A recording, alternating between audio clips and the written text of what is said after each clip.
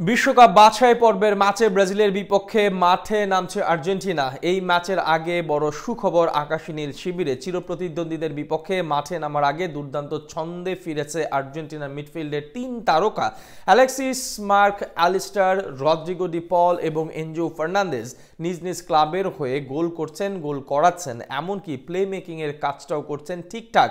এই তিন তারকা ব্রাজিলের বিপক্ষে এই পারফরমেন্স ধরে রাখতে পারলে জয় নিয়ে মাঠ ছাড়বে আর্জেন্টিনা। এই তিন মিডফিল্ডারের পারফরমেন্সের আরো বিস্তারিত থাকছে রিপোর্টে। বর্তমানে আর্জেন্টিনার একের পর এক সাফল্য পাবার অনেক কারণই আছে, তবে এসব কারণের মাঝে সবচেয়ে অন্যতম কারণটা হলো আকাশী নীলদের মহাপরিক্রমশালী মধ্যমাঠ। Alexis Mac Allister, Rodrigo De Paul, Enzo Fernandez, প্যালাসিওসদের নিয়ে গড়া মধ্যমাঠে এখন পৃথিবীর সেরা। এই সেরা মধ্যমাঠের নতুন সংযোজন আবার কোমর তরুণ তুর্কি নিকো প্যাচ। যদিও কিছুদিন আগেই হঠাৎ খেয়ে হারিয়েছিলেন রদ্রিগো ডি পল এবং এনজো ফার্নান্দেজ। অ্যাটলেটিকো মাদ্রিদের জার্সিতে সময়টা ভালো যাচ্ছিল না রদ্রিগোর, আর পারিবারিক কলহ, মাঠের পারফরমেন্স সবকিছু মিলিয়ে ছন্ন ছাড়া ছিলেন এনজো।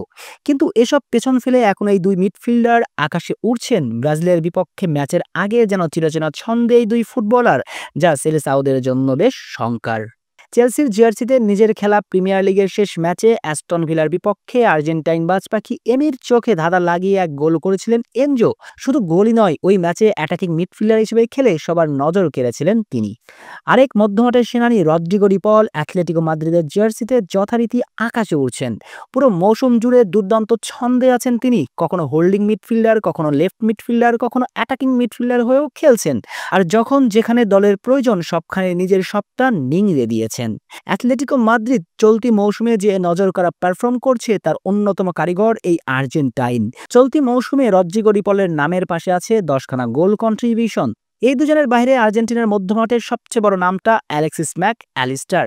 ব্রাইটন ছেড়ে যোগ দিয়েছিলেন লিভারপুলে, আর পুলে আসার পর এখন অব্দি অ্যানফিল্ডের অন্যতম সেরা পারফর্মার তিনি। মিশর তারকা মো সালাহ দলের মেইন ম্যান হলেও পুলের নন অফিসিয়াল সেরা খেলোয়াড় ম্যাক। অলরেডদের নাম্বার 10 চলতি মৌসুমে গোল অ্যাসিস্টের পাশাপাশি করেই যাচ্ছেন প্লেমেকিং এর কাজটাও।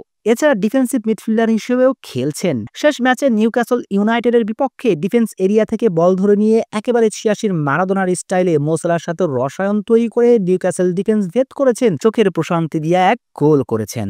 শুধু তাই নয়, চলতি মৌসুমে কয়েকটি ভিন্ন ভিন্ন পজিশনে খেলেও তার নামের পাশে আছে 3টি গোল ও 3টি অ্যাসিস্ট। অর্থাৎ ব্রাজিলের বিপক্ষে সুপার ক্লাসিকোর আগে বিশ্ব চ্যাম্পিয়ন মিডফিল্ডের বিগ থ্রি ফিরছেন চেনা ছন্দে।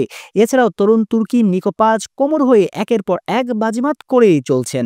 সাবেক এই রিয়াল মাদ্রিদ ফুটবলার চলতি মৌসুমে ইতালি লিগের সেরা মিডফিল্ডার, যেখানে কোনো সন্দেহ রাখার সুযোগ নেই। অর্থাৎ সুপার ক্লাসিকোর আগে আকাশ নীলদের মধ্যমাঠ আছে একেবারে চেনা ছন্দে, যেটা বেশ ভোগাবে ব্রাজিলকে। দুই দলে তারকাবহুল ফরওয়ার্ড লাইন থাকলেও মূলত ম্যাচের পার্থক্য করে দিবে এই মধ্যমাঠই।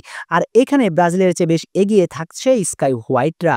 বলে রাখা ভালো, আগামী 25শে মার্চ ব্রাজিলের বিপক্ষে বিশ্বকাপ বাছাই পর্বের হোম ম্যাচে মাঠে নামবে স্ক্যালোনি বাহিনী।